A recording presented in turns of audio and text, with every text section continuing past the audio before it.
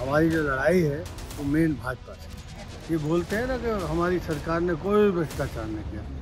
अब तुमने जो चुनाव बॉन्ड जो खुले हैं बॉन्ड, उससे पता चलेगा वो भ्रष्टाचार है। सारे पैसे खा गए, कहाँ बांटे कोई हिसाब किताब नहीं। यहाँ सबसे मेन समस्या तो बेचारे जो लोकल किसान हैं वो बेहद परेशान। उनकी ज़मीन अधिग्रहण होगी, उनको जो प्लॉट दिए जाते हैं 6% वो आज तक नहीं दिए गए। गौतम बुद्ध नगर लोकसभा चुनाव में डॉक्टर वर्सेस डॉक्टर की एंट्री हो गई है। डॉक्टर महेश शर्मा के सामने डॉक्टर महेंद्र नागर आ गए हैं। डॉक्टर साहब, सबसे पहले आपको फिर से बधाई।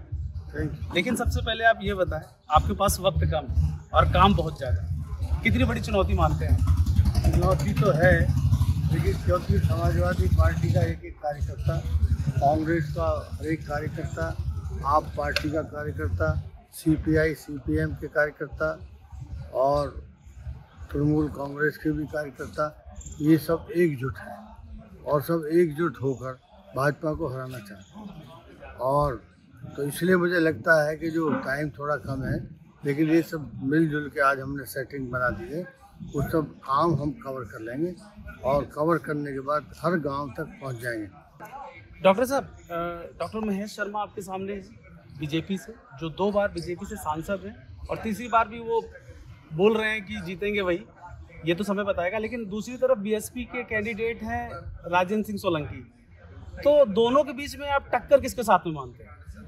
टक्कर तो मुझे ऐसा लगता है कि मायावती तो अपनी ग्राउंड खो चुकी है। मायावती जी ने पिछले 5 साल से कोई पॉजिटिव ना तो कोई बयान दिया ना काम किया।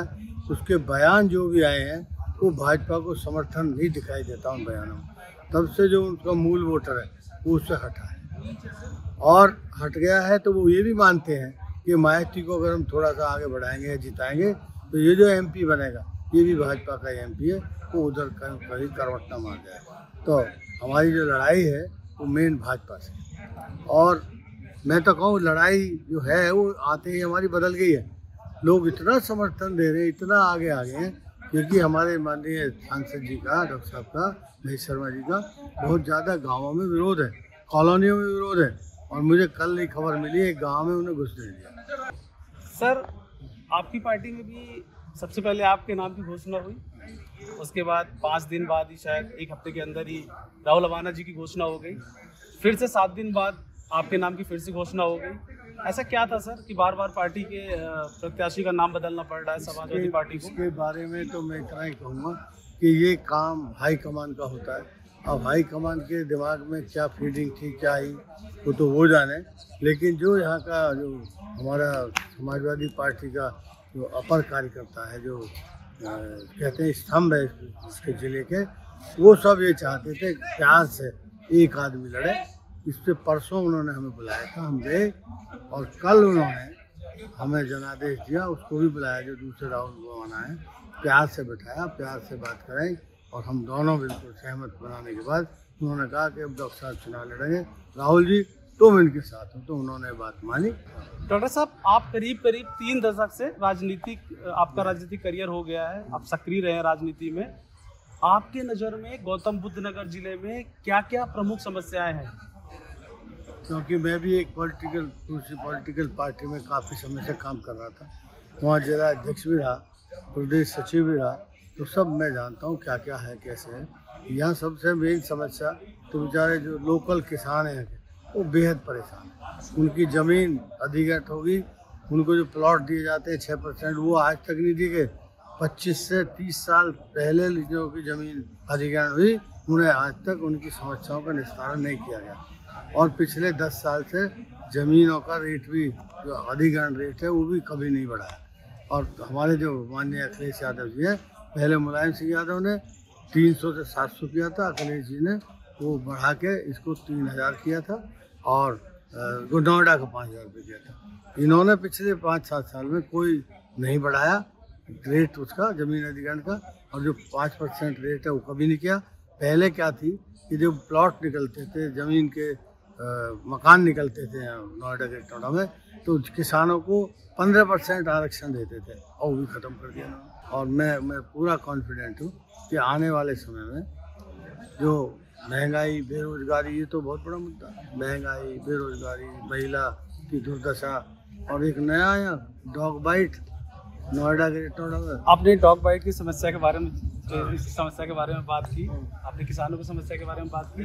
दो चीज़ें और आपके संज्ञान में लाना चाहता हूँ। एक तो बिल्डर वायर की समस्या है, एक मेट्रो की समस्या है, क्योंकि ग्रेटर नोएडा वेस्ट में लंबे समय से मेट्रो की मांग की जा रही है और वो मांग पूरी नहीं हो रही है। सरकार कहती है, वर्तमान सरकार कहती है कि जो मेट्रो की समस्या है या फिर जो बिल्डर वायर की समस्या है, इसके लिए पिछली सरकार जिम्मेदार थी। इसके पहले आपकी सरकार थी, योगी जी से पहले। आप इस पर क्या कहेंगे? पिछली सरकार ने बहुत चीज़ों का निस्तारण किया था। जब कुछ चीज़ निस्तारण के समय पे आ रही थी, जैसे आपने लखनऊ की मेट्रो देखी, मेट्रो अखिलेश जी ने बनवाई। मेट्रो जो बिछा जाल वो अखिलेश बनाई। बाय द वे जब उनका उद्घाटन का समय आया तो सरकार बदल गई। ऐसे ही जो अपने समय में रहे, आपको देखा नहीं होगा, मैंने तो पता है कि जो जैसे किसानों को दिए जाने प्लॉट 6%, तो उन्होंने पूरा का पूरा सेक्टर किसानों को दे दिया, सबके प्लॉट कटवा दिए। और आज की तारीख में ज़मीन खाली पड़ी है, नोएडा में भी, ग्रेटर नोएडा में खाली पड़ी है। वो कहते हैं ज़मीन ही नहीं है। क्यों? वो देखते हैं तो बड़ी महंगी ज़मीन है, किसानों को मिल जाएगी। ये चाहते हैं किसान कहीं नदी के किनारे या कहीं गड्ढे में किसानों को दे दो। वो कभी अच्छा प्लॉट किसानों को नहीं देना चाहते। आप अगर जनप्रतिनिधि चुने गए, जनता का आशीर्वाद मिला, तो जो आप कुछ बता रहे हैं इसमें आप क्या क्या करेंगे और कैसे करेंगे? जो आप बता रहे हैं, पहले तो हम संवैधानिक रूप से ही काम करेंगे, क्योंकि पार्लियामेंट में आप कोई सवाल उठा सकते हो, उसमें 100% एक्शन होता है, बात होती है।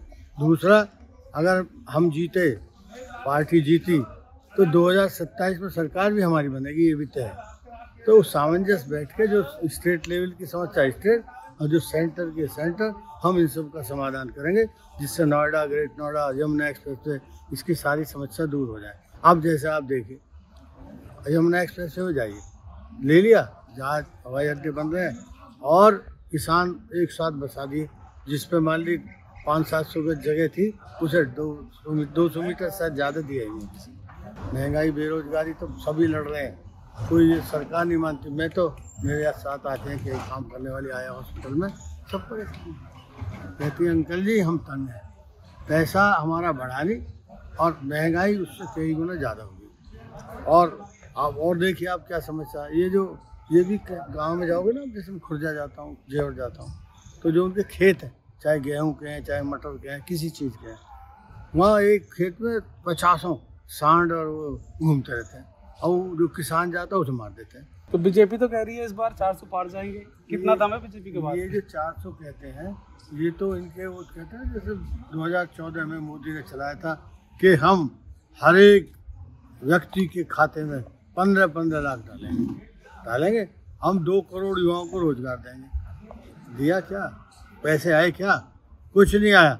ऐसे ही है, लोगों को जाल, भ्रम जाल दिखा के उन्हें लगे कि 400 नहीं आएंगे तो 200 आ जाएंगे, और अगर 200 आ गई तब इनकी सरकार नहीं बनने वाली। ये बोलते हैं ना कि हमारी सरकार ने कोई भ्रष्टाचार नहीं किया। अब तुमने जो चुनाव बॉन्ड जो खुले हैं बॉन्ड, उससे पता चल गया वो भ्रष्टाचार है। सारे पैसे खा गए, कहाँ बांटे कोई हिसाब किताब नहीं है। प्रधानमंत्री राहत कोष बनाया इन्होंने, उसका कोई हिसाब नहीं है, चाहे कितने पे, उसमें भी गए इसमें पैसे, जो ये चुनावी बॉन्ड है उसमें से पैसे गए। तो लेकिन जो हमारा मीडिया, खासतौर से जो टेलीविज़न वाला, सारे दिन दिखाता रहेगा मोदी जी गए, अगर किसी को नहीं दिखाता। अभी चल रहा है, सब बदलेंगी स्थितियाँ। और देखना, जैसे कहते थे ना जुमला है, तो जुमले से काम नहीं आएगा, लोग धरातल पे सोचेंगे। और अगली सरकार हमारी इंडिया गठबंधन की बनेगी और उसमें अखिलेश यादव बड़ा महत्वपूर्ण रोल अदा करेंगे।